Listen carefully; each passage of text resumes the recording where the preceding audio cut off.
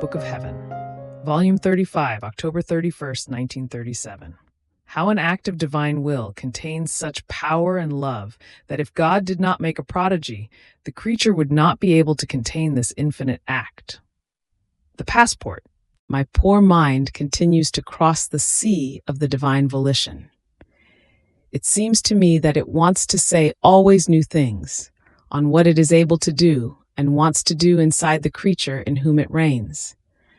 And since sweet Jesus takes great delight in speaking about his will, as soon as he sees the creature disposed to listen to his story, he assumes the primary role of narrator in order to make it known and loved. Therefore, repeating his little visit, he told me, "My daughter, if I wanted to speak to you always about my fiat, I would always have new things to tell you because, its story being eternal, it never ends, either what it is itself or what it can do in the creature. You must know that one act of my will in the creature contains such power, grace, love, and sanctity, that, if my will did not operate a prodigy, the creature would not be able to contain it, because it is an infinite act, and what is finite is not capable of embracing it all. Listen to where its love reaches. As the creature disposes herself, calling my will into her act, my divine will operates. In operating, it calls its infinity, its eternal life, its power which imposes itself over all, its immensity which calls and embraces everyone and everything. No one can set himself aside from its operating, and once my will has enclosed everything, it forms its work. See then what an act of my will is, an infinite act, eternal, armed with divine power, immense, such that nobody can say, I wasn't there in that act. Now these acts cannot be without producing a great divine glory for our Supreme Majesty, as well as an immense good for the creatures.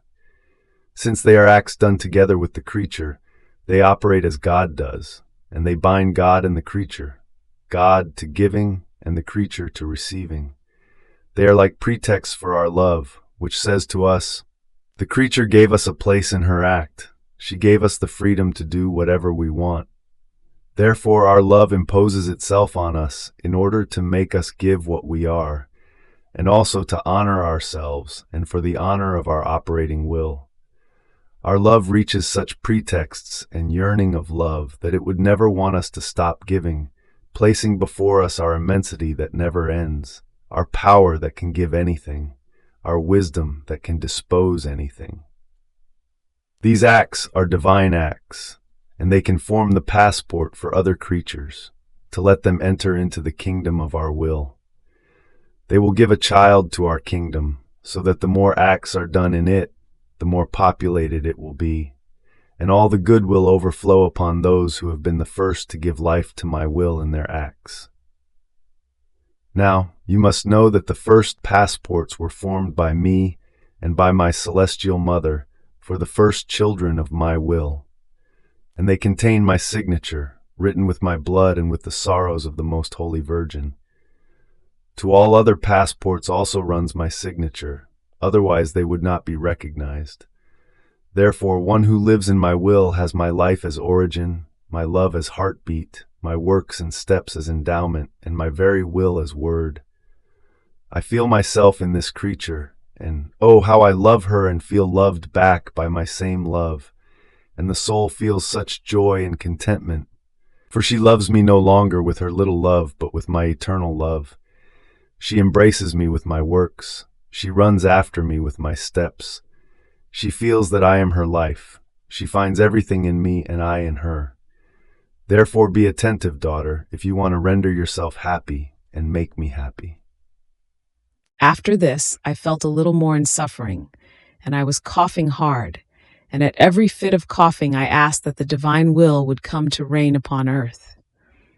And my dear Jesus, all tenderness, squeezed me tightly in his arms, telling me, "My daughter, I knew you would ask for my will at every fit of your coughing, and I felt my heart being wounded and bursting with love.